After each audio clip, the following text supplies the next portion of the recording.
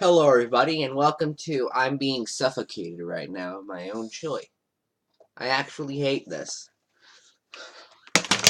Welcome to the July 26, 2018 edition of the Ephrom Josine Show. I am your host, Ephrom Josine. Now, one of the things that this show has been very critical of is of the U.S. involvement in Yemen. Specifically, how we've been giving weapons to Saudi Arabia and how they've been using cluster bombs, which are illegal under international law. But, MSNBC has much more important things to talk about. After all, they've done zero stories on Yemen over the past year. You see, remember that porn star Donald Trump slept with like 20 years ago, Stormy Daniels? That one that was arrested in Ohio not too long ago in a hilarious display of emotions and is now getting a divorce with her husband while demanding privacy, just as she gave the president. Well, MSNBC has done, I am not making this up, 455 stories on her in the past year. As promoted by FAIR, a great source, by the way. I've used it several times, including in my article on Israel that I wrote at ephraimjosine.blogspot.com. But that's not just one story a day, for the record. That's one story and then some a day. In fact, I'm going to do the math. That'd be 455 divided by 365.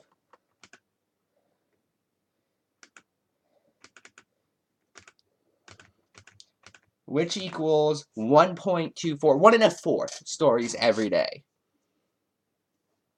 So some days it's one, some days it's two, essentially. Every fourth or fifth day it's two.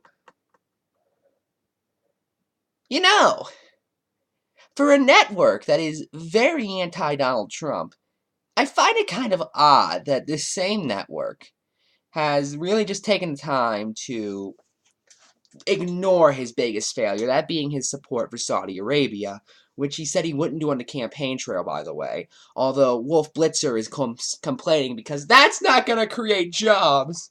Remember that one? And you see, it's actually really funny when you think about it. Instead, they're focusing on the most minute thing possible. This is the token resistance.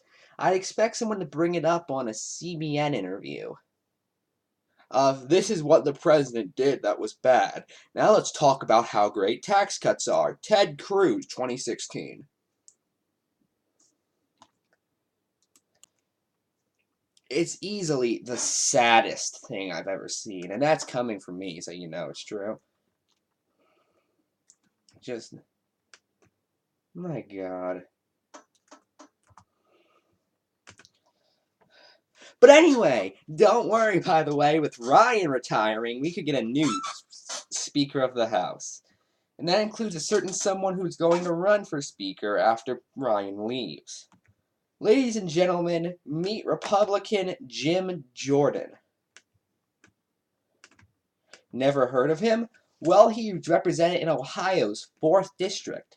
In case you're wondering, by the way, Ohio is the same state that gave us John Boehner. Let me just tell you a couple things about Jim in hopes that maybe you'll see why he should never be even close to the House as it is. Well, at the very top of my head, he signed the No Climate Tax Pledge. In case you're wondering, it was drafted by Americans for Prosperity. Never heard of them? You may be kind of new in these circles, as they are ran by Charles and David Koch. He also said, I will oppose any legislation related to climate change that includes a net increase in government revenue. Did I mention he supports a balanced budget, by the way? Oh, and increase to the military. Don't forget that one, too. In fact, his actual website includes complaining that the government is not fiscally responsible enough, and also saying that we need, quote, a strong national defense. But wait a minute. That's where we're the least fiscally responsible. Doesn't matter to Jim Jordan. Oh, and most importantly, he was kind of in a sex abuse scandal very recently. Um, the kind of thing that caused Al Franken to resign over far less. What's the difference, though? Could it be that Al Franken is a Democrat and Jim Jordan's a Republican? And therefore, we just don't really care? Seriously, if a Democrat had done what Jim Jordan did, and Democrats have done that, they'd be forced to resign. They tried to get Clinton, as well as Kennedy for that matter. A lot of people forget that. They tried to get Kennedy over doing something consensually with adults. Think about that. Heck, they tried to get Anthony Weiner over that and actually succeeded in that regard. But, Anyway, here's Leela Rose in live action complaining about censorship and not understanding what censorship means. This is from Live Action Twitter account. If you don't remember, Live Action is that conservative, pro-life news outlet that compared abortion to the Holocaust. They really aren't very good people, honestly. Here's what they said. Hey, @Jack, when will @Twitter stop suppressing pro-life voices? Twitter blocked our account from, and Leela Grace Rose, that's the founder of Live Action, account, from advertising and has suppressed us for years. Meanwhile, Planned Parenthood is allowed to advertise. Planned Parenthood doesn't lie nearly as much as you people do. I'm sorry, that's just an objective fact that Planned Parenthood lies infinitely less than you people.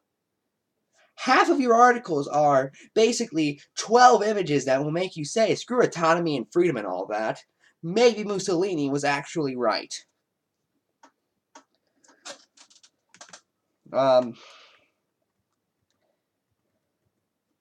Here's some more. It blocked me from, and @Live Action from advertising. Yeah, they're a private company, they're allowed to do that. It told us to delete tweets. Well, leftists have been told to do that too. People have gotten 6-month ban, or not 6-month ban, 2-week bans from swearing at Mike Huckabee. I'm not making that up. It told us to delete portions of our website. It told us what we could and could not discuss. Yeah, that's called having terms of service. I'd recommend looking into it. It's also the reason why you people don't have to accept, say, me commenting why abortion is actually the greatest thing ever. It's just the hypocrisy of these people, because these are the people who say private companies are allowed to do whatever they want.